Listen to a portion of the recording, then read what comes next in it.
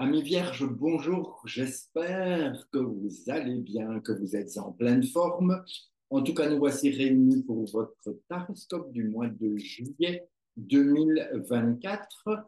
Et sans plus tarder, nous allons voir un petit peu ce que vous réserve juillet. Alors, trois cartes comme d'hab. Ok, on va tirer trois. Une, deux et trois.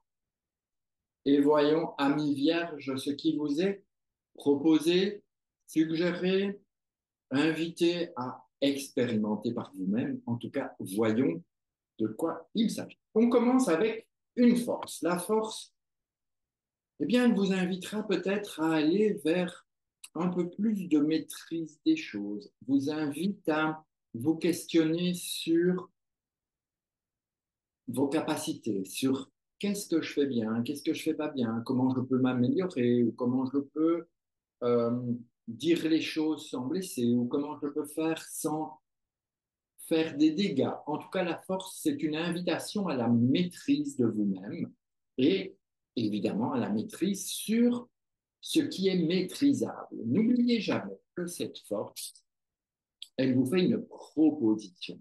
Et lorsque on ne peut pas maîtriser les choses, l'idée, c'est de lâcher, lâcher prise. En tout cas, la force ici du tarot, elle vous invite vraiment à la maîtrise de votre mois de juillet pour, pour que les choses de votre vie, que votre vie puisse continuer à s'améliorer, puisse continuer à vous faire cheminer de façon positive.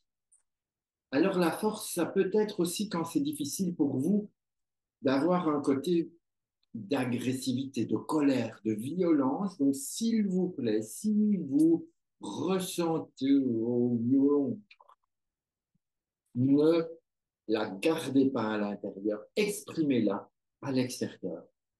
Allez dans la nature, criez, frappez avec un bâton par terre.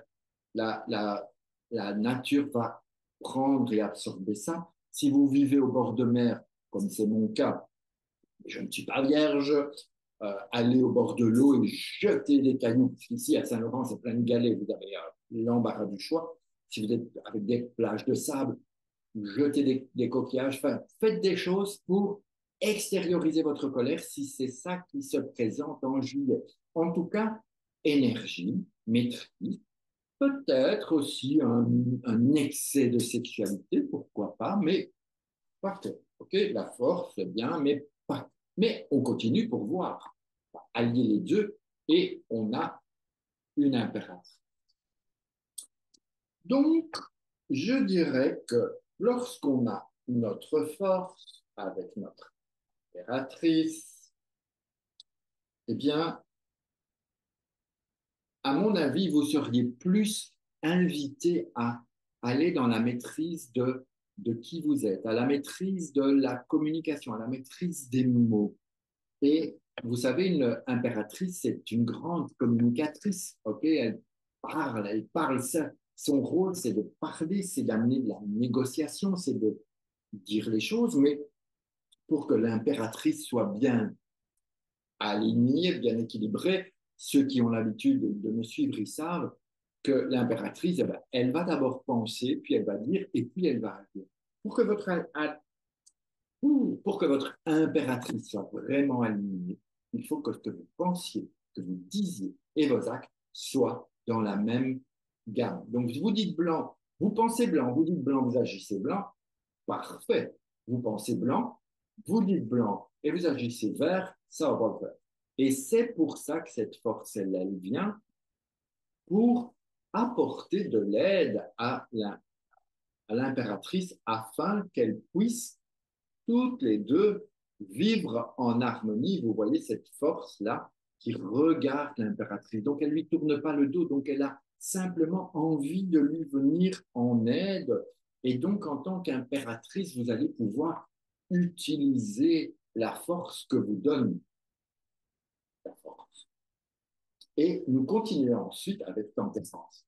Vous voyez, tempérance, c'est l'ange de la guérison. Donc, ça veut dire que quelque part, vous êtes sur un chemin qui va vous apporter des choses vraiment positives, mais il va être important de maîtriser vos actes, de maîtriser un petit peu vos actions afin de trouver la guérison possible.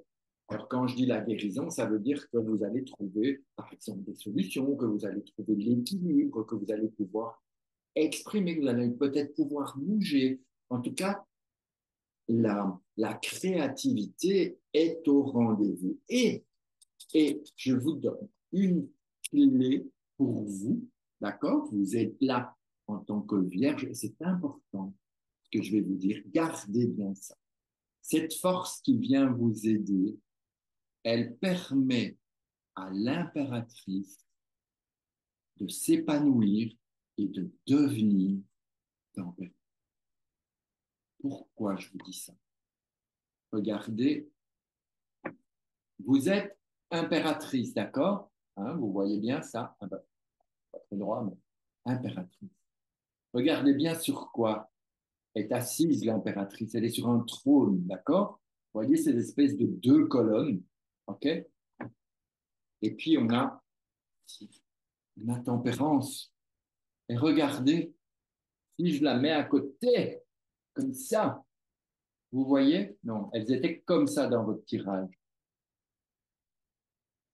L'impératrice devient tempérance. Ça veut dire que grâce à ce mois de juillet, il y a quelque chose d'important qui peut se produire pour vous et vous amener vers une guérison, vers un état plus harmonieux, plus guérissant. Je ne sais pas si ça se dit, mais il y a quelque chose à l'intérieur et peut-être à l'extérieur qui va pouvoir être apaisé. Il y a en tout cas quelque chose qui se passe pour vous en juillet d'important. Amis vierges, soyez ouverts à ce qui va se présenter. Ne rejetez pas forcément ce qui pourrait vous, vous dire, oh, c'est quoi ça? Alors faites, oh, c'est quoi ça? Mais ouvrez-vous quand même parce que vous voyez avec tempérance, il y a un changement d'étape. Vous passez à un autre niveau de compréhension de quelque chose, un autre niveau de vie de quelque chose. Et ça, à vous de le mettre dans votre existence et non pas dans la. J'espère que c'était clair. En tout cas, je trouve que c'est un mois de juillet très intéressant pour vous, amis vierges. Ouvrez-vous à votre guérison. Sur ce, je vous embrasse et puis je vous dis